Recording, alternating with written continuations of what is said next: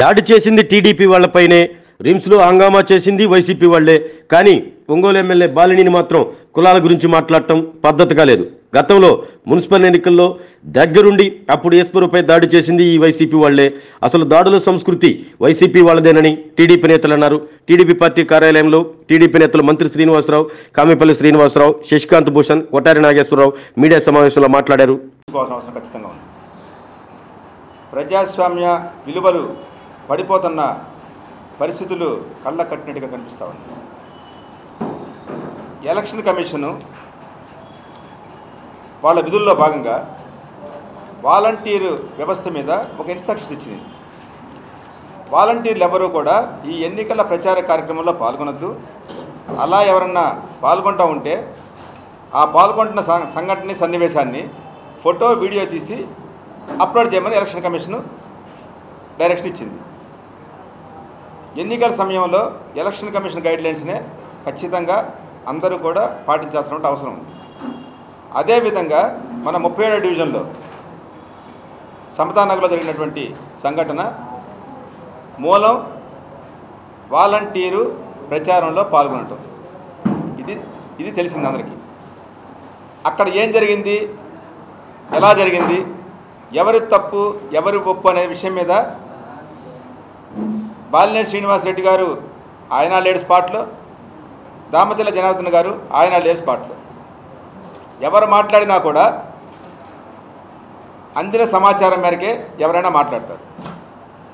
నిజంగా వాలంటీరే కనుక ఘర్షణ పడకపోయి ఉంటే సంఘటనే లేదు. వాలంటీర్ రిజైన్ చేసి ప్రచారంలో పాల్గొంటూ ఉంటే ఎలక్షన్ కమిషనే తెలియపరుచుద్ది. మనం కంప్లైంట్ ఇవ్వగానే ఆ వాలంటీర్ రిజైన్ చేసి ఎన్నికల ప్రచారంలో పాల్గొంటూ ఉంది కాబట్టి మీ పిటిషన్ పరిగణలోకి తీసుకోవట్లేదని. చాలా స్మూత్గా జరిగిపోయేటువంటి విషయం. మాట పెరిగినప్పుడు, ఘర్షణ జరిగినప్పుడు రకరకాల పరిస్థితులు ఉత్పన్నమవుతాయి సహజంగా. ఎందుకంటే ఆవేశంలో ఎవరు కూడా ఎక్కువ మంది విచక్షణ ఖచ్చితంగా కోల్పోతారు. దాంట్లో సందేహం ఎవరు పెట్టుకోవాల్సిన అవసరం లేదు. అటువంటి సంఘటన అక్కడ జరిగింది. ఆ సంఘటనలో గాయపడింది ఎవరంటే ఎవరైతే తెలుగుదేశం పార్టీ తరఫున వాలంటీర్ని ప్రశ్నించారో వాళ్ళు గాయపడ్డారు. వైసీపీ వాళ్ళు ఏం చెప్తారు, గర్భిణీతో ఉన్నటువంటి వాలంటీర్ మీద దాడి చేసేటువంటి ప్రయత్నం చేశారంటారు. మీరు అసలు మానవత్వం కనుకుంటే మీ దగ్గర గర్భిణీతో ఉన్నటువంటి మహిళని ప్రచారానికి తీసుకొని రావచ్చా? ఆత్మపరిశీలన చేసుకోవాలా? నిన్న జనార్దన్ గారు ఏం చెప్పారు, వాసు నేను వస్తా, ఇద్దరం వెళ్దాం, అక్కడ కనుక్కున్న విచారిద్దాం పూర్తి స్థాయిలో, ఎవరిది తప్పు అయితే దానికి తగ్గట్టుగా మనం అక్కడ వ్యవహరిద్దామని చెప్పాడు. అయిపోయింది కదా సమస్య. ఇంకా ఇద్దరు కూర్చొని అక్కడ విచారించుకొని ఎవరు తప్పు అయితే వాళ్ళు సర్దుబాటు చేసుకుంటారుగా, ఈజీగా సరిపోయేదాన్ని. దీనికి కుటుంబ వ్యవస్థల్ని తీసుకొని వస్తూ ఉన్నారు. కుటుంబ వ్యవస్థల జోలికి వస్తే నీకైనా కుటుంబం ఉంది, నీదైనా గౌరవమైన కుటుంబం, సమాజంలో మిగతా వాళ్ళు ఎవరికి కుటుంబాలకి గౌరవాలు లేవా సమాజంలో? ఆలోచించుకోవాలి. బాలినేని శ్రీనివాసరెడ్డి గారు ఎవరి మీద అయితే మీరు దాడి చేశారో అది కూడా కుటుంబమే, వాళ్ళది కూడా కుటుంబమే. అలాగే 37వ డివిజన్ తరఫున తెలుగుదేశం పార్టీకి పోటీ చేసినటువంటి కార్పొరేటరు అక్కడికి వస్తే పరామర్శించడానికి అతని మీద దాడి చేశారు, తీవ్రంగా గాయపరిచారు, అతనికి కూడా కుటుంబం ఉంది. ఈ విషయాలన్నీ మీరు మర్చిపోవటం కరెక్ట్ కాదు. ఇక మీరు ఇంకో మాట మాట్లాడుతూ ఉన్నారు, ఎస్పీ ఆఫీస్ దగ్గర దామచర్ల జనార్దన్ గారు ధర్నా చేశాడు అని. ధర్నా ఎక్కడ చేయలే. జరిగిన సంఘటనని ఎస్పీ గారికి నివేదించడానికి ఎస్పీ ఆఫీస్ దగ్గరికి వెళ్ళిన మాట వాస్తవం. ఎక్కడైతే సంఘటన జరిగిందో వెళ్తున్నప్పుడు నాయకుడితో పాటు అందరూ వస్తారు.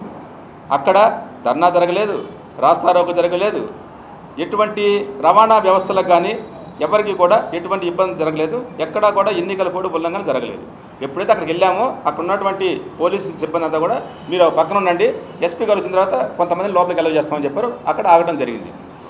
ఓకే, అది ఎన్నికల కోడ్ ఉల్లంఘన కిందకి ఎలా వస్తాయని ప్రశ్నిస్తూ ఉన్నా. ఇకపోతే మీరు చేసినటువంటి విషయాలు, 6 సార్లు పోటీ చేసి 5 సార్లు గెలిచారు. రిమ్స్ హాస్పిటల్ అనేది పేషెంట్ ఉండేటువంటిది. దామచర్ల జనార్దన్ గారు ఎవరైతే గాయపడి ఉన్నాడో ఆయన తీసుకొని హాస్పిటల్కి వెళ్తే వైద్యం చేయించడానికి ఎస్పీ గారి సూచన మేరకు అక్కడికి వెళితే జనాల్ని తీసుకొని వచ్చి అక్కడ అలజడి సృష్టించే ప్రయత్నం చేసింది ఎవరు? అది కోడ్ ఉల్లంఘన. ఎన్నికల కోడ్ ఉల్లంఘన కిందకి వస్తా రాదా మీకు తెలుసు కదా. మీరు 5 సార్లు గెలిచారు కదా, 2 సార్లు మంత్రిగా చేశారు. మీకు నేను ప్రత్యేకంగా చెప్పాల్సిన అవసరం లేదు. అంతేకాకుండా ఈ రోజున అరెస్టులు అనేది 2 వైపులు జరుగుతూ ఉన్నాయి. ఎవరైతే కేసుల్లో ఉన్నారో వాళ్ళని తీసుకొని వెళ్ళడం పోలీస్ స్టేషన్ జరుగుతూ ఉంది. ఈ రోజున మీరు 1 టౌన్ పోలీస్ స్టేషన్కి 2 గంటలకు పైగా పోలీస్ స్టేషన్లో ఒక శాసనసభ్యుడిగా మీరు అధికారాన్ని అడ్డం పెట్టుకొని పోలీస్ స్టేషన్లో ఏ విధంగా వ్యవహరించారో బయట రకరకాలుగా పుకార్లు షికార్లు చేస్తూ ఉన్నాయి. దీని మీద ఖచ్చితంగా ఎన్నికల కమిషన్ ఇన్వాల్వ్ అవ్వాలా. లోపల సిఐ గారి రూమ్లో ఉన్నటువంటి సీసీ కెమెరా సంబంధించినటువంటి ఫుటేజ్ని ఖచ్చితంగా తీసుకోవాలా. బయట మేము వింటున్న మాటలు చెప్తున్నాం, దీంట్లో నిజాలెంత అబద్ధాలెంత మాకైతే తెలియదు. బయట వింటున్న మాటలు అధికారుల మీద విపరీతమైనటువంటి ఒత్తిడి తీసుకొచ్చే ప్రయత్నం, దాడి చేయబోయే ప్రయత్నం జరిగిందనేది మాత్రం బయట వింటా ఉన్నాం. నిజమాబద్ధం మాకైతే తెలియదు, బయట విన్న మాటలు చెప్తా ఉన్నాం. ఇది నిజమాబద్ధం అని నిర్ధారించుకోవాల్సింది ఎలక్షన్ కమిషన్. సీసీ ఫుటేజ్ తెప్పించుకొని ఖచ్చితంగా దాని మీద విచారణ జరపాలా. ఒకవేళ అటువంటి పరిస్థితి కనుక ఏర్పడితే విధులకు ఆటంకం కలిగించినందుకు 332 అప్లై అవుతుంది, 353 అప్లై అవుతుంది. అక్కడ పనిచేస్తున్నటువంటి సిఐ ఎస్సీ కులానికి సంబంధించినటువంటి వ్యక్తి ఎస్సీ ఎస్టీ యాక్ట్ అప్లై అవుతుంది. ఇవన్నీ కూడా ఖచ్చితంగా అటువంటి సంఘటన కనుక జరిగి ఉంటే లోపల ఖచ్చితంగా శాసనసభ్యుడి మీద కేసు రిజిస్టర్ చేసినటువంటి బాధ్యత ఎలక్షన్ కమిషన్ మీద ఉంది. అతను ఎన్నికల్లో పోటీ చేయడానికి అనర్హులుగా ప్రకటించాల్సినటువంటి అవసరం ఖచ్చితంగా ఉందని చెప్పేసి తెలియజేస్తా ఉన్నాను. ఇది కనుక నిజం అయ్యి ఉంటే, ఇది బయట మనం వింటున్న మాటలు. ఎందుకంటే లోపలికి ఎవరు నల్లేరు కదా, లోపల ఏం జరిగిందనే మనకు తెలియదు. లోపలైతే సీసీ ఫుటేజ్ కవరేజ్ ఉంటుంది, సీసీ కెమెరా ఫుటేజ్ని వాళ్ళు తీసుకొని ఎస్పీ గారు ఎలక్షన్ కమిషన్ దాని మీద ఖచ్చితంగా విచారణ జరిపించాలి. ఇకపోతే కేసుల విషయానికి వస్తే నా మీద కూడా ఎస్సీ ఎస్టీ కేసు ఏదైతే వాళ్ళ కోడలు కొట్లాట జరిగిందో దాని మీద నా మీద కూడా కేసు పెట్టారు. నాకు కూడా కుటుంబం అంతే, నాది రాజకీయ నేపథ్యం ఉన్నటువంటి కుటుంబమే నాది కూడా. నేను నీకంటే ముందు ప్రజాప్రతినిధిగా ఒంగోలులో మున్సిపల్ చైర్మన్గా పనిచేస్తున్నా 1995 నుంచి 2000 దాకా. నాకు కూడా తెలుసు చట్టము విలువలు ఇవన్నీ కూడా. నేను నా మీద కేసు పెట్టించడం నీ పాత్ర లేదా, గుండె మీద చేసుకుని చెప్పి ఆ సమయంలో నేను అక్కడ ఉన్నానా. సంఘటన జరిగే సమయంలో మేము 27వ డివిజన్లో దామచల జనార్దన్ గారు మేమందరం కూడా అక్కడ ఆఫీస్ ఓపెనింగ్ పార్టీలో జాయినింగ్స్ ఉంటే ఉండి సంఘటన జరిగిందని తెలుసుకొని పరామర్శించడానికి బయలుదేరాం మేము. ఎప్పుడు 1.5 గంటల తర్వాత, సంఘటన జరిగిన గంటన్నర తర్వాత బయలుదేరి వచ్చాం. అక్కడికి వచ్చేటప్పటికి మేము బయలుదేరేటప్పటికి మోహన్ మీద దాడి కూడా జరగలేదు. మోహన్ రోడ్డు మీద నిలబడున్నానని చెప్పాడు. మేము వచ్చేటప్పటికి మోహన్ మీద దాడి జరిగింది, దిగ్భ్రాంతికి గురయ్యాం. ఇదేంటి అసలు మన ప్రజాస్వామ్య వ్యవస్థలో ఉన్నామా లేకపోతే ఆటవిక రాజ్యంలో ఉన్నామా మాకైతే అర్థం కాలేదు. అసలు ఏం సందేశం ఇద్దాం అనుకుంటున్నా ప్రజలు నాకు అర్థం కావట్లేదు. నువ్వు ఇప్పటివరకు కూడా మంచితనమైనటువంటి ముసుగోటు వేసుకొని చాలా జాగ్రత్తగా మేనేజ్ చేసుకుంటూ వచ్చావు. ఒక్కసారి ముసుగు తీసేస్తే అర్థమైపోతుంది. మీ కోడల్ని ఎవరినంటే మాకు ఆడపిల్లలు ఉన్నారు, మాకు కోడలు ఉంది. ఆడపిల్లల్ని ఎవరినన్నా కూడా ఖచ్చితంగా అది క్షమార్హం కాదు. ఆ తప్పు ఎవరు చేసినా కూడా ఖచ్చితంగా దానికి పశ్చాత్తాపం వ్యక్తం చేసిందే, క్షమాపణ తెలియజేసింది. ఎవరు చేసినా, ఏ పార్టీ వాళ్ళు చేసినా, ఎవరి మీద చేసినా కూడా ఆడపిల్లలని కుటుంబాలని దీంట్లో లాగటం అనేది మాత్రం, రాజకీయాలు లాగటం అనేది మాత్రం ఖచ్చితంగా తప్పు. ఆడపిల్లల్ని కుటుంబాలని వాళ్ళని అడ్డం పెట్టుకొని రాజకీయాలు లబ్ధి పొందే ప్రయత్నం చేయడం అంతకంటే పెద్ద తప్పు. దయచేసి మీరు గమనించుకోవాలా. మీరు ఎట్టి పరిస్థితుల్లో కూడా అటువంటి ఆలోచనలకి మీరు వెళ్ళటమే మీరు చేస్తున్న తప్పు. నా మీద నువ్వు ఎస్సీ ఎస్టీ కేసు పెట్టించావు. ఆ ఘర్షణలో నేను ఉన్నట్టుగా నా మీద పెట్టించావు కేసు. నేనున్నానా అక్కడ? నా దగ్గర నేను ఎక్కడైతే ఉన్నానో దానికి సంబంధించిన ఎవిడెన్స్ మొత్తం నా దగ్గర సీసీ ఫుటేజ్ ఉంది. ఎందుకంటే అక్కడ నేను ఒక మాజీ officer, central intelligence bureau officer, ఆయన దగ్గర జనార్దన్ కోసం వెయిట్ చేస్తూ కూర్చున్నాను. నేను ఆయన దగ్గర సీసీ సంబంధించిన ఫుటేజ్ మొత్తం నా దగ్గర ఉంది. ఇప్పుడు ఏం చేస్తావు నువ్వు? నేను సీసీటీవీ ఫుటేజ్ నేను బయటకు చూపిస్తే ఒప్పుకుంటావా తప్పు చేశానని? అంటే నీ ప్రమేయం లేకుండా, నీకు సంబంధం లేకుండా మా మీద కేసులు పెట్టారా? నువ్వు ఏమేమి మా గురించి మాట్లాడుతుంటా మాకు అన్నీ తెలుసు. అంటే అవకాశం తీసుకొని కేసు పెట్టించి లోపల పంపించే ప్రయత్నం చేస్తావు. కేసులు, జైళ్ళు, లేకపోతే రాజకీయాలు ఇటువంటి పరిస్థితులు నాకేం కొత్తగా, నీకంటే ముందు రాజకీయాల్లో కూర్చొని నాకు అన్నీ తెలుసు. వీటన్నిటిని కూడా ఖచ్చితంగా ఫేస్ చేస్తాం. నువ్వు కనుక అధికారాన్ని అడ్డం పెట్టుకొని నువ్వు చేస్తున్న ప్రయత్నాలు మేము ఇంకెవరు ప్రయత్నం చేయట్లేదు, ఎవరు ప్రయత్నం చేయరు కూడా. అధికారం అనేది ప్రజలు ఇచ్చేది, ప్రజలకి ఉపయోగపడటం కోసం మాత్రం. ఈ విషయాన్ని నువ్వు గుర్తుపెట్టుకోవాలా. ఇటువంటి చౌకబారు రాజకీయాలు మానేయాల్సిందిగా ఒక స్నేహితుడిగా నేను సలహా ఇస్తా ఉన్నా.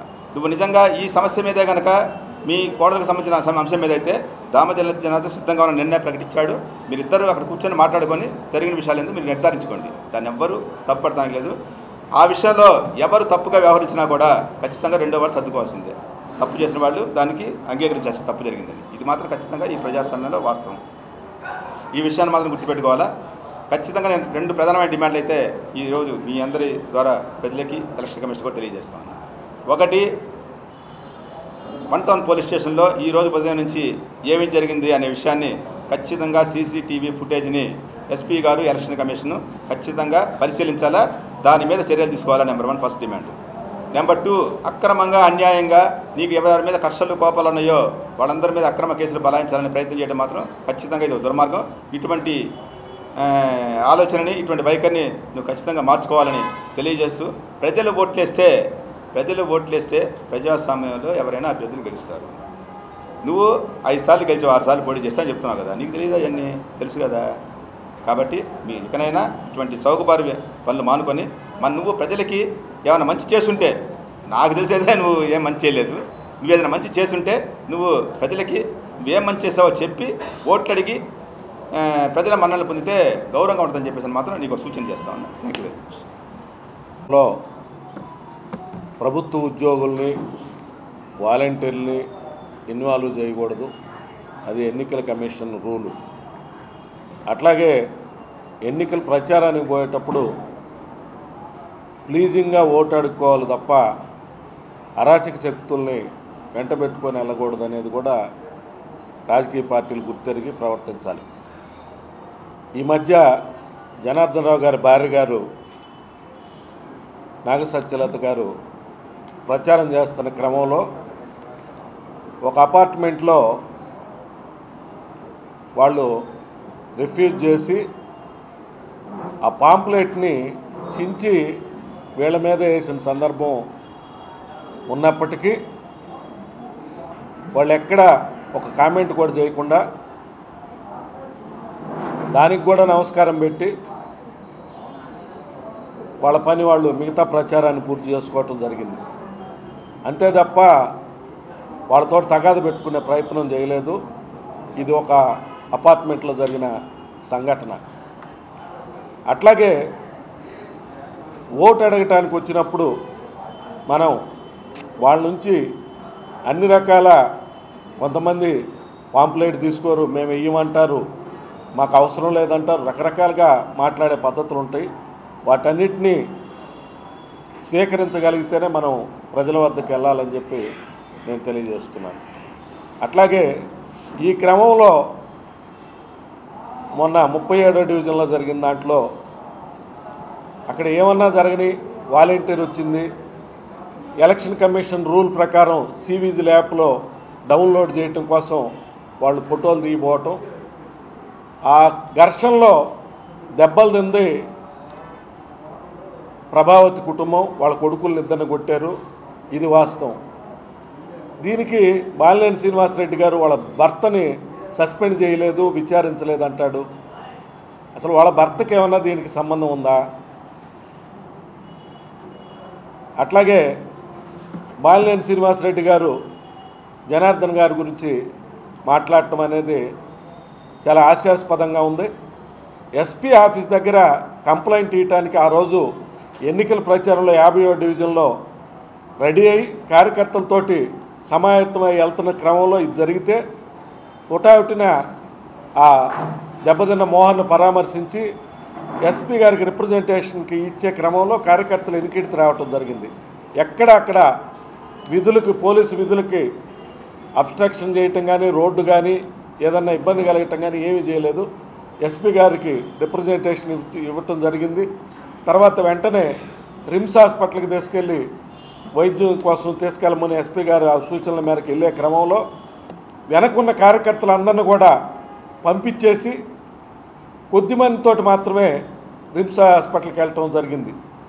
వెళ్ళిన క్రమంలో బాలినేని శ్రీనివాసరెడ్డి గారు 400-500 మందిని తీసుకొని అక్కడికి వెళ్ళటం, తన పక్కన ఉన్నవాళ్ళు అద్దాలు బాలుగొట్టడం, ఆ క్రమంలో పోలీసులు కూడా సక్రమంగా వ్యవహరించకుండా వాళ్ళందరినీ లోపలికి ఎలవ్ చేయటం కూడా చాలా తప్పు. ఆయన మాట్లాడిన తీరు అది ఎవరు కూడా ప్రజాస్వామ్యవాదులు హర్షించరు. ఇప్పటిదాకా బాలినేని శ్రీనివాసరెడ్డి గారు సౌమ్యుడు అనే పేరుంది. కానీ మొన్న ఎమ్మెల్సీ ఎలక్షన్లో ఆ కాకర్ల ఈశ్వర్ని అక్కడ సెయింట్ తెరేసా స్కూల్ పక్కన జరిగిన సంఘటనలో మీరు ప్రవర్తించిన తీరు ఈ ఒంగోలు నియోజకవర్గ ప్రజలు చూశారు. అట్లాగే నిన్న రిమ్స్ హాస్పిటల్ దగ్గర మీరు జనార్దన్ గారి గురించి మాట్లాడటం కానీ ఇవన్నీ కూడా ప్రజలందరూ కూడా చూస్తూ ఉన్నారు. ప్రజలు విఘ్నులు. ఎట్లా కూడా ఎంతవరకు సబబు మీరు చేసే పనులు అని చెప్పి కూడా ఆలోచించుకోవాలని చెప్పి నేను తెలియజేసుకుంటూ, ఎప్పుడు కూడా ఎన్నికల్లో ప్రజల విశ్వాసంతో గెలవాలి తప్ప ఇట్లా అరాచక శక్తులతోటి దౌర్జన్యంతో గెలిచే సందర్భం ఒంగోలు నియోజకవర్గంలో లేదు. ఇదంతా గుర్తెరిగి బాలినేని శ్రీనివాసరెడ్డి గారు సక్రమైన పద్ధతిలో ఎన్నికలు జరిగే విధంగా ప్రశాంతమైన వాతావరణంలో ఒంగోలు నియోజకవర్గం ఉండే విధంగా పనిచేయాలి తప్ప ఈ విధమైన దుందుడుకు చర్యలు సబబు కాదు అని చెప్పి మేము దీన్ని ఖండిస్తూ ఉన్నాం. 19 ముందు బాలినేని వేరు, 2019 తర్వాత కుమారుడి భవిష్యత్తు కోసం పచ్చి అబద్ధాలు ఆడుతూ ప్రజలందరినీ దగా చేస్తూ నిలువెత్తున ప్రజలందరినీ మోసం చేస్తూ ఈ కుమారుడి భవిష్యత్తు కోసం అతను పడుతున్నటువంటి తపన ఏదైతే ఉందో ఆ తపనే ఈరోజు ఒంగోలు అసెంబ్లీ నియోజకవర్గంలో ఒక అశాంతి ప్రబలటానికి కారణమైందని చెప్పి తెలుగుదేశం పార్టీ తరఫున తెలియజేస్తూ ఉన్నాం. మేము పచ్చి అబద్ధాలని చెప్పడానికి బాలినేని శ్రీనివాసరెడ్డి గారిని చూస్తే ఇతను నిజంగా అబద్ధాలు ఆడేటటువంటి వ్యక్తి, ఇంత మంచి వ్యక్తి మీద బురద చల్లుతున్నారేంది ప్రతిపక్షాలు అనుకునేటువంటి ముఖం రూపురేఖలు ఉంటాయి అతనికి చూడటానికి. కానీ ప్రజలందరినీ జరిగిన సంఘటనలన్నింటినీ ఒక్కసారి నెమరేసుకోమని చెప్తా ఉన్నాం. పచ్చి అబద్ధాలు ఎందుకు చెప్తున్నానంటే 2009లో మంచినీళ్ళు ఇవ్వకపోతే పోటీ చేయను అన్నాడు. ఇంటింటికి ప్రతిరోజు నీళ్ళు ఇస్తా అన్నాడు. అతను నీళ్ళు ఇవ్వకుండానే పోటీ చేశాడు, గెలిచాడు, మంత్రి అయ్యాడు. మళ్ళీ మాగుంట శ్రీనివాసరెడ్డి గారికి టికెట్ లేకపోతే నేను అసలు పోటీ చేయను అన్నాడు. మేమిద్దరు కలిసే పోటీ చేస్తామన్నాడు. మాగుంట శ్రీనివాసరెడ్డిని తరివేయమన్నాడు. ఎప్పుడు 2014లో అయితే 90ల నుంచి రాజకీయాల్లో ఉన్నటువంటి మాగుంట కుటుంబాన్ని వీళ్ళు స్థానికులు కాదు, వీళ్ళు నెల్లూరు తరివేయమని చెప్పి బహిరంగంగా స్టేట్మెంట్ ఇచ్చాడు 2014 ఎన్నికల్లో. 2019 ఎన్నికలు మళ్ళీ ఆయన్ని చేర్చుకొని గెలిచాడు. 2024 ఎన్నికలకు వచ్చేసరికి ఆయన లేకుండా పోటీ చేయను అన్నాడు. ఈరోజు ఏం చేస్తున్నాడు? ఆయనకి పార్టీలో స్థానం లేకపోతే నాకు ఒక్కడిగా పట్టిందా అని చెప్పి ఆయన పాటగా ఆయన వదిలేశాడు మాగుంట శ్రీనివాసరెడ్డి గారిని.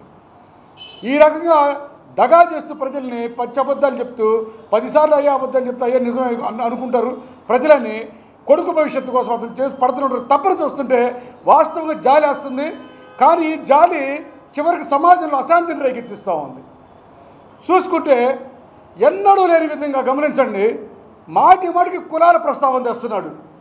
కమ్మ కులాన్ని గురించి ఒకటే మాట్లాడుతున్నాడు. నేను ఒక ఎస్సీ సామాజిక వర్గానికి చెందిన వ్యక్తిగా మాట్లాడుతూ ఉన్నాను. నేను అసలు నీకు ఇన్నిసార్లు ఎమ్మెల్యేగా నిలబడ్డావు, మంత్రిగా చేసావు, నువ్వు నీ స్థాయిలో నువ్వు కులాల ప్రస్తావన తేట నీకు సిగ్గు చెడగలేదా బాలినేని శ్రీనివాసరెడ్డి గారు అని చెప్పి అడుగుతా ఉన్నా నేను.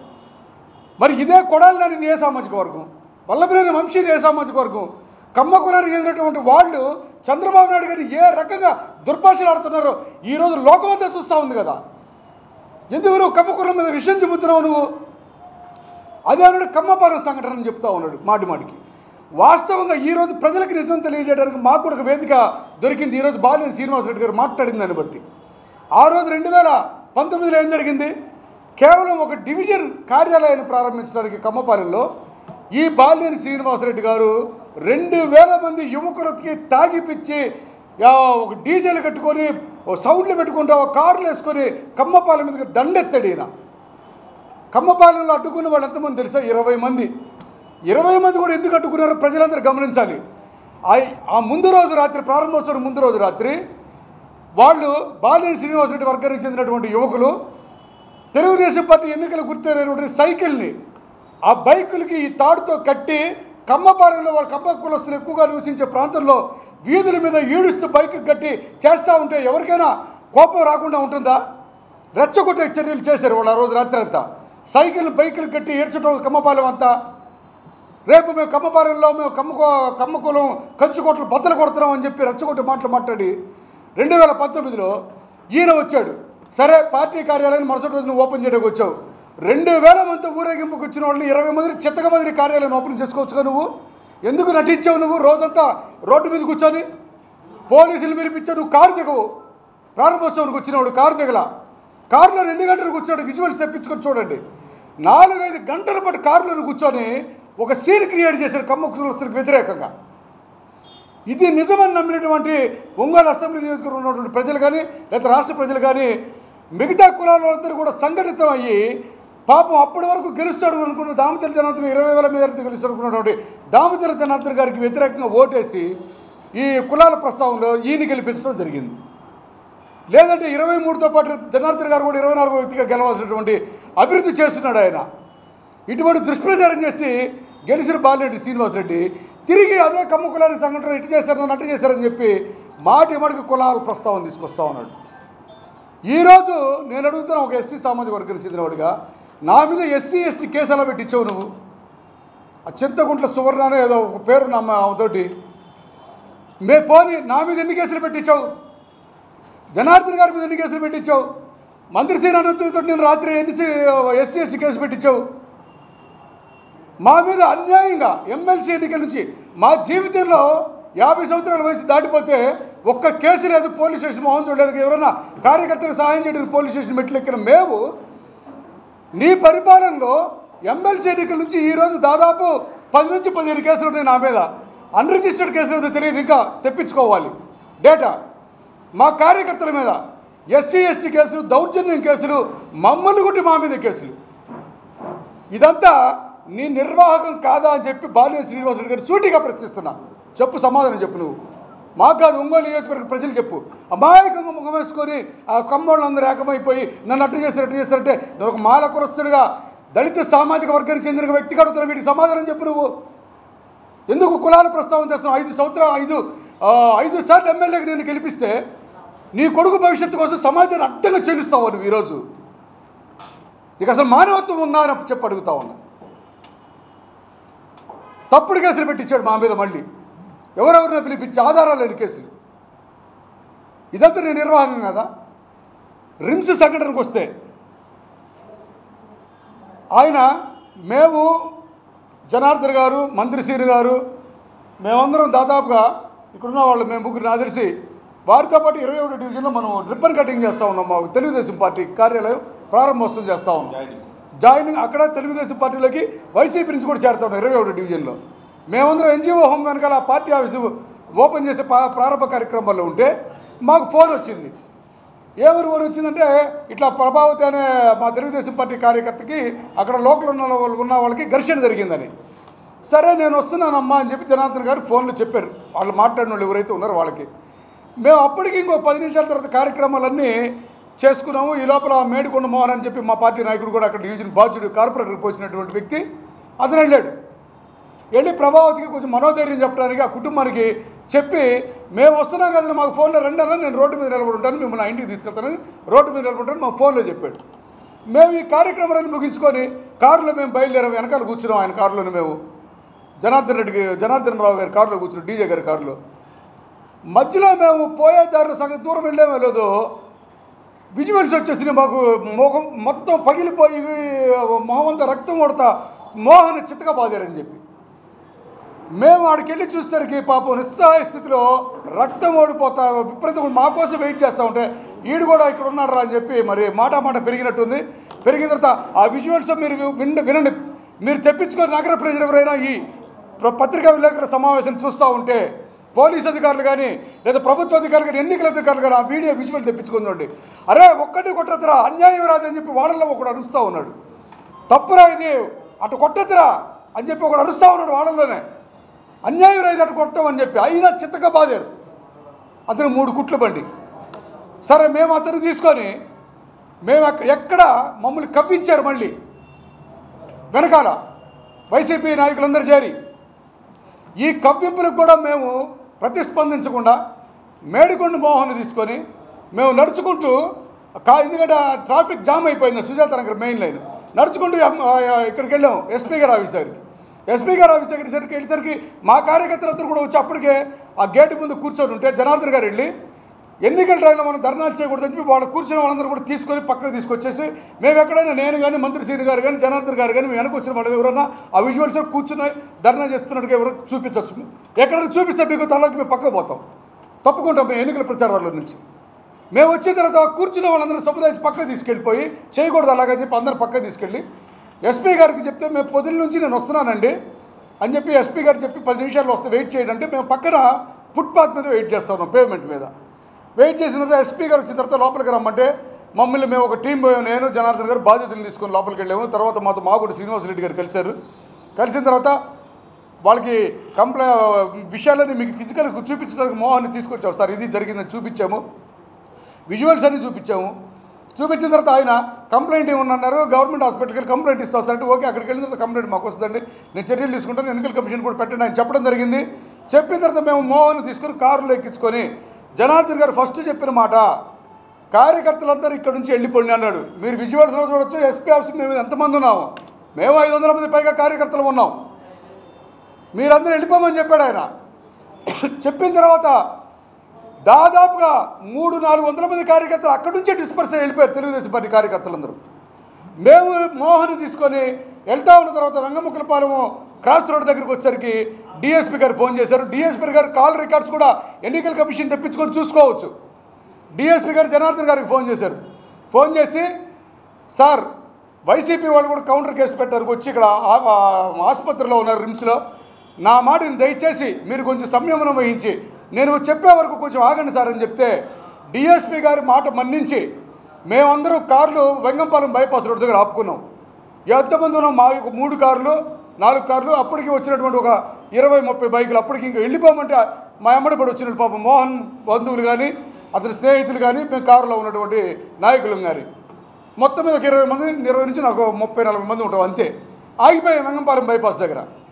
ఆగిపోయిన తర్వాత మళ్ళీ డిఎస్పీ గారు ఫోన్ చేసి 2 సార్లు నేను చూసుకుంటాను, మీరు వచ్చి అతని దెబ్బల దగ్గర అతను చేర్పించుకుంటాను అని చెప్పిన తర్వాతనే తిరిగి మేము బయలుదేరి రిమ్స్ దగ్గరికి వచ్చాం. మేము రిమ్స్ దగ్గరికి వచ్చి ఓపీలు రాయించేటప్పుడు అక్కడ బాలినేని గారి కోడలు ఉందనే అంశం కూడా మాకు తెలియదు. మేము అప్పటి వరకు కూడా ఏమనుకుంటున్నామంటే ఈ ఘర్షణ వాతావరణం మా కార్యకర్త ఎవరైతే ఉన్నారో ప్రభావతి గారు వాలంటీర్కి మాత్రమే అనుకుంటా ఉన్నాం. మేము బాలినేని కావ్య గారి విషయం అప్పుడు కూడా మాదిరి మేము ఓపీలు గీపీలు అన్నీ రాయించుకొని మేము చూపిస్తూ ఉంటే వాళ్ళు గుంపులుగా ఉండి మమ్మల్ని కూడా కొంచెం కవింపు చర్యలు చేస్తూ ఉంటే కూడా మేము సంయమనం వహించాం. అక్కడ కూడా మేడికొండ మోహన్ తీసుకెళ్ళి డ్రెస్సింగ్ రూమ్లోకి తీసుకెళ్ళాం. డ్రెస్సింగ్ రూమ్లోకి తీసుకెళ్ళిన తర్వాత ఉన్న పడంగా అరుపులు పెడపప్పులు కేకలు కారు అద్దాలు పగులుతున్నటువంటి సౌండ్ అద్దాలు ఏందని చూడగానే స్వయంగా బాలినేని శ్రీనివాసరెడ్డి ఆయన తనయుడు రౌడీ మూకలు ఎంట పెట్టుకుని రిమ్స్ మీద దాడి చేశారు. 18 నుంచి 22-24 సంవత్సరాల యువకులు. తల్లిదండ్రులారా మీరు ఆలోచించండి, ఆ వీడియో చూడండి. గంజాయి మత్తులోనో మద్యం మత్తులోనో విచక్షణ మరిచి వాళ్ళు అద్దాల పగల కొడితే వాళ్ళ చేతులు తెగినా కూడా వాళ్ళకి తెలియట్లేదు నొప్పి. మీ పిల్లల్ని ఏ రకంగా ఈ బాలినేని నాయకత్వం తయారు చేస్తుందో గమనించుకున్నాం. తల్లిదండ్రులు, అన్నదమ్ములు, అక్కచెల్లెళ్ళు వీడియో చూడండి. ఆ వీడియోలో ఘర్షణ వాతావరణం పాల్పడుతున్నటువంటి యువకుల వయసు చూడండి. ఆ యువకులు ఎవరో చూడండి, మీ వాళ్ళు ఉన్నారేమో చూడండి. విచక్షణ మరి అద్దాలు పగల కొడుతున్నారు, కార్లు అద్దాలు పగల కొడుతున్నారు. చివరికి నేను జనార్దన్ గారు ఒక 4-5 కార్యకర్తలతోటి మోహన్కి కుట్లే ఇస్తూ ఉంటే స్వయంగా బాలినేని శ్రీనివాసరెడ్డి, బాలినేని ప్రణీత్ రెడ్డిలు వచ్చి తలుపులు ఎరగొట్టి లోపలికి రావడానికి ప్రయత్నం చేసినటువంటి వీడియోలని మీ దగ్గర ఈరోజు ప్రజలందరూ చూశారు. అంటే మమ్మల్ని చంపేయాలనా, మమ్మల్ని ఏం చేయాలని మీరు తలుపులు పగలగొట్టి లోపలికి వచ్చి డ్రెస్సింగ్ రూమ్లో అసలు ఎంతమంది పేషెంట్లు ఉన్నారు అక్కడ. అది అత్యవసర ఎమర్జెన్సీ అత్యవసర విభాగం. అది అక్కడికి వచ్చి మొత్తాన్ని అసలు దేవుడు మా ఎందున్నాడు కాబట్టి ప్రపంచానికి తెలియని విషయం కూడా చెప్తా ఉన్నాను నేను. జనార్దన్ గారితో సహా మేము ఇంచుమించుగా ఒక 7-8 మంది చనిపోవాల్సినటువంటి సందర్భం డ్రెస్సింగ్ రూమ్లో. ఎందుకంటే ఆ ఘర్షణ వాతావరణం అందరూ తడిసిపోయి ఉన్నాం. అక్కడ బాలినేని శ్రీనివాసరెడ్డి గారి నిర్వాహకులు రిమ్స్ ఎలా నడుస్తుందనే దానికి ఉదాహరణ ఇది. కరెంటు వైర్లు బయటకు వచ్చినాయి. ఈ తోపులాట్లు ఒకడు మా కార్యకర్తపై కరెంటు వైర్ల మీద పడితే వాడికి తగిలినటువంటి షాక్ అక్కడున్న 9-10 మందికి తగిలింది, దాంట్లో నేను కూడా ఉన్నా. ఈ తోపులాట్లో వాడిని వదిలేసింది కాబట్టి అందరం బయటపడ్డాం. అంటే ఎటువంటి దుస్సంఘటన పాల్పడ్డాడు బాలినేని శ్రీనివాసరెడ్డి అనేది ప్రపంచానికి తెలియాలని చెప్పి ఈరోజు ప్రెస్ మీట్ ఏర్పాటు చేయడం జరుగుతూ ఉంది. ఆ కరెంటు షాక్ నుంచి తప్పించుకున్న తర్వాత కూడా పోలీసులు వచ్చి ఎక్కడైనా మేము సహకరించలేదని చెప్పిన ఏఎస్పీ గారు కానీ డిఎస్పీ గారు కానీ అడగండి.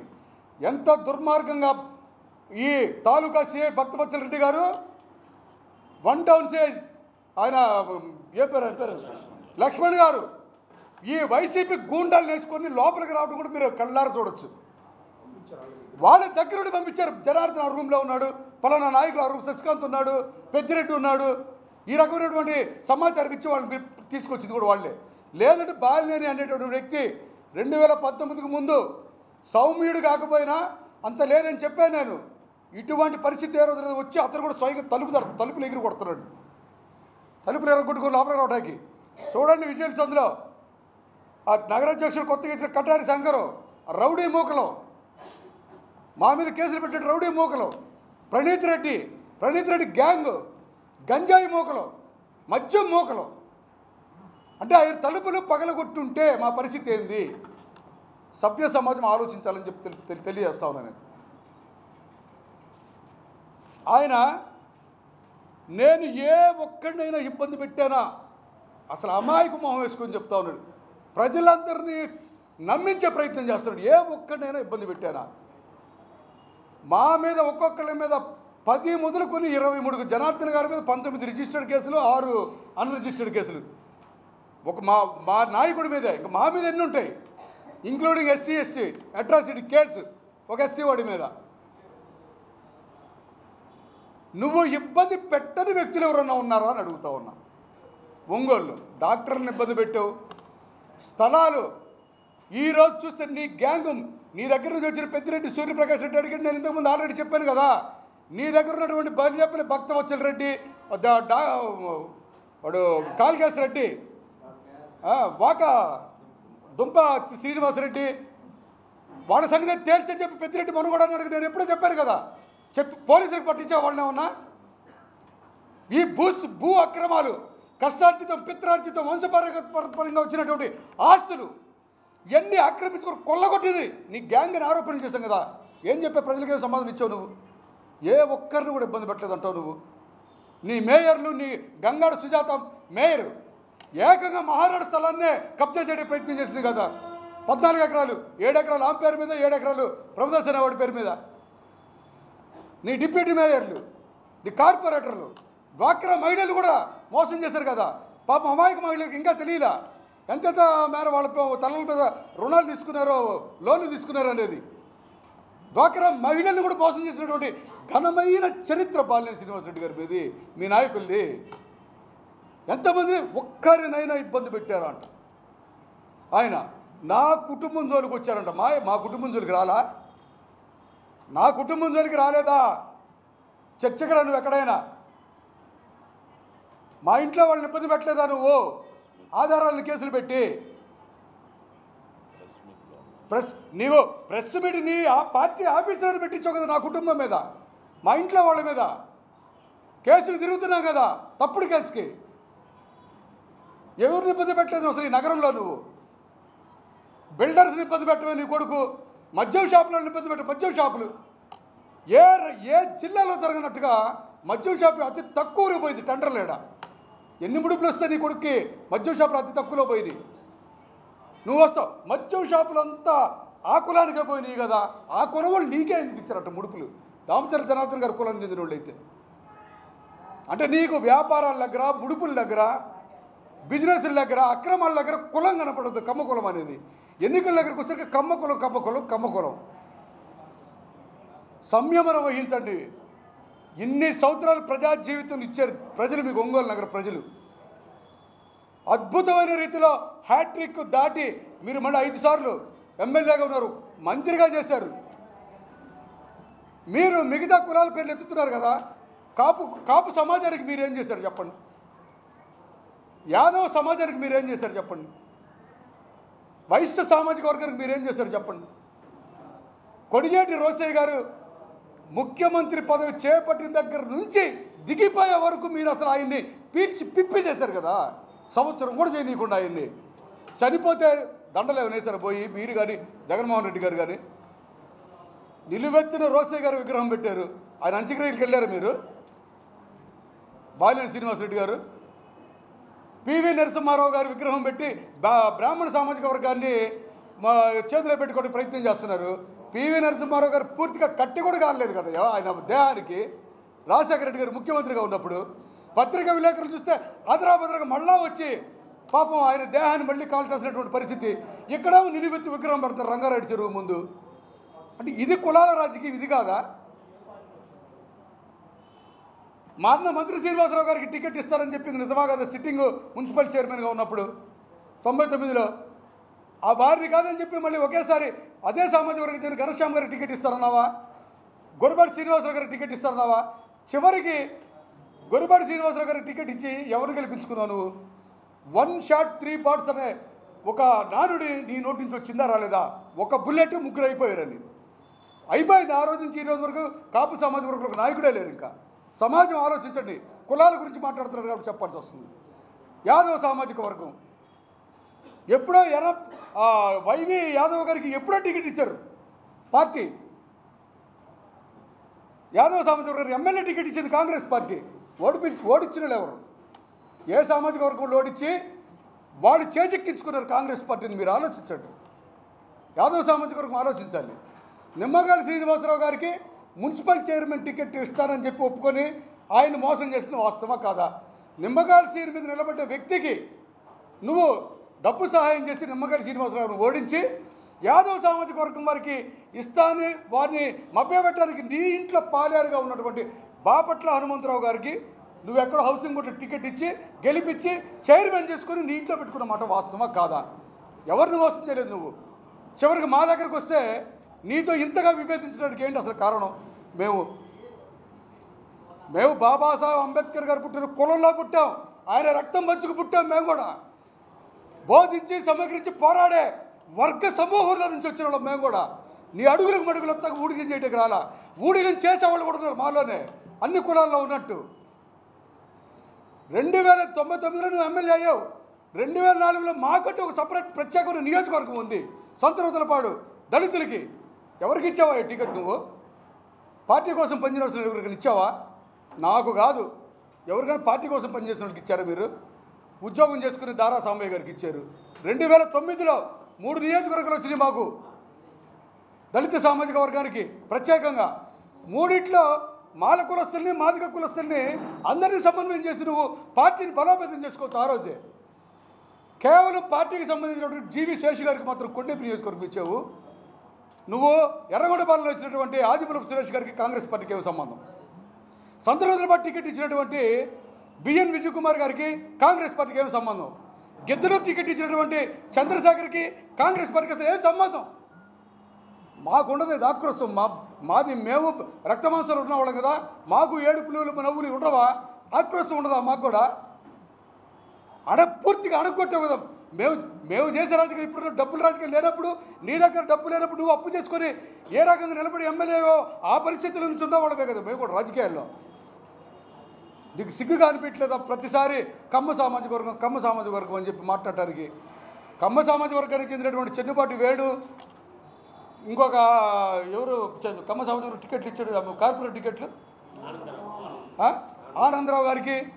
మరి వీళ్ళందరికీ ఎట్లా టికెట్లు ఇచ్చావు? కమ్మ సమాజ వర్గం చెందిన వాళ్ళకి నువ్వు వైసీపీ పార్టీలో గెలిచారుగా కార్పొరేటర్లుగా. వేమూరి మాల్యాద్రి గారి సత్యమణికి వీళ్ళందరికీ ఎట్లా ఇచ్చావు టికెట్లు? వాళ్ళు మీ పార్టీలో లేరా కమ్మ సామాజిక వర్గం వాళ్ళు? ఓన్లీ కమ్మ సామాజిక వర్గం వాళ్ళే నడుస్తుందా తెలుగుదేశం పార్టీ? మేమందరం వివిధ సామాజిక వర్గాలకు చెందిన వాళ్ళు లేవా మేము ఇక్కడ? మీరు రైట్ పాలిటిక్స్ చేయండి. ఇప్పుడు అక్కడ జరిగిన సంఘటనని మేము సమర్థించట్లేదు అట్లా అని చెప్పి దాన్ని వ్యతిరేకించినట్టు ఏం జరిగిందో తెలుసుకోండి. జనార్దన్ గారు చెప్పారు కదా, బురద జలవాకండి. మా మీద కూడా తెలుగుదేశం పార్టీ పాంప్లెట్లు చింపి నాగసత్యలత మేడం గారి మీద, దామచల సత్యమణి గారి తల మీద ఇసురు కొట్టారు. స్పోర్టివ్గా తీసుకున్నాం. వాళ్ళు వద్దన్నప్పుడు ఎందుకని? అక్కడ ఏం జరిగిందో ఆలోచించి మీరు కూడా చేస్తే బాగుంటుంది. కానీ ఇట్లా కుల రాజకీయాలు ఎన్నికల దగ్గరకు వచ్చి లబ్ధి పొందాలని ప్రయత్నం చేయడము, రాత్రి రిమ్స్లో విజువల్స్ అన్ని జనార్దన్ గారు నేను మీ అందరూ రూమ్లో ఉంటే మా మీద కేసు పెట్టారు. మళ్ళీ ఆ వివరాలు తెప్పించుకుంటున్నాం. ఇప్పుడు మళ్ళీ మీరు మా మీద హత్యా ప్రయత్నం చేసి తలుపులు ఎరగదండి, తలుపులు కానీ బద్దలై ఉంటే చంపేసేవాళ్ళు లేకపోతే పొడిచేవాళ్ళు, కొట్టేవాళ్ళు, ఎరగొట్టేవాళ్ళు తెలియదు మాకు. మీరు మళ్ళీ మా మీద కౌంటర్ కేసు. ఎంత అన్యాయం అంటే ఇది.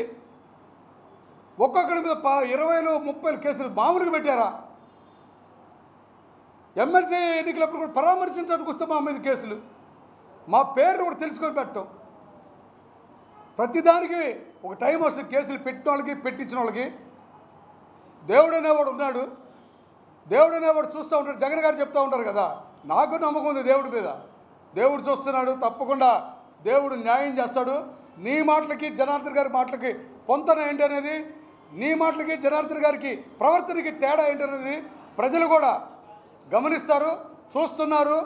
మేము కూడా సవివరంగా ఈ వివరాలన్నీ, ఎందుకంటే అసలు నిన్నటి నుంచి మొన్నటి నుంచి కొట్టేయటం, గంజాయి వేస్తూ పెట్టి మమ్మల్ని దాడులు చేయటం, కేసులు పెట్టడం, ఈయన ప్రెస్ ముందుకు వచ్చి సానుభూతి మాట్లాడటం. తెలుగుదేశం పార్టీ తరఫున అవాస్తవాల్ని నమ్మొద్దని చెప్పి మిమ్మల్ని అందరూ కోరుకుంటున్నాము.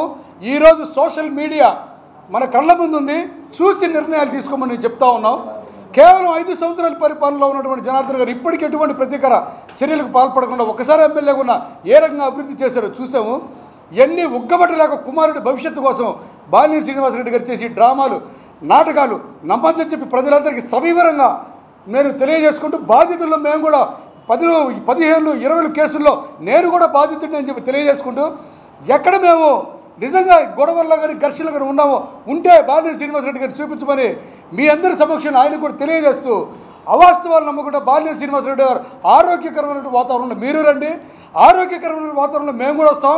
పోలీసులు ఉన్నారు, మీరు తూర్పులో ఉంటే మాకు పడపరిస్తారు, మీరు ఉత్తరంలో ఉంటే మాకు దక్షిణం మమ్మటారు. మమ్మల్ని సమన్వయంతో ప్రచారం చేసుకుందాం.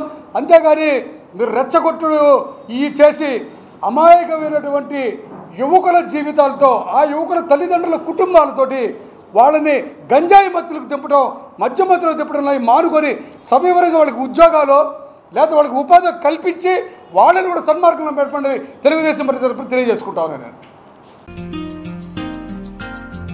ఆధునిక సౌకర్యాలతో అందరికీ అందుబాటు ధరల్లో మీకు స్వాగతం పలుకుతుంది Ravipriya function hall AC, 3rd floor, Ravipriya mall, Guntur road, Ongole. 500 seating capacity, AC dining hall, AC bedrooms కలవు మరియు విశాలమైన పార్కింగ్, జనరేటర్ సౌకర్యం కలదు.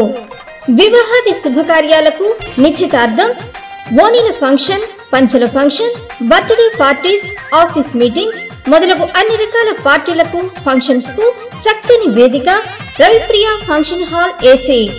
మీ అభిరుచికి అనుగుణంగా డెకరేషన్ మరియు లైటింగ్ చేయబడును. బుకింగ్ కొరకు సంప్రదించండి చక్కా హరి, సెల్ 9849150375, చక్కా Krishna, cell 9293557721, Ramakrishna, cell 9703498498. Ravipriya function hall AC, 3rd floor, Ravipriya mall, Guntur road, Ongole.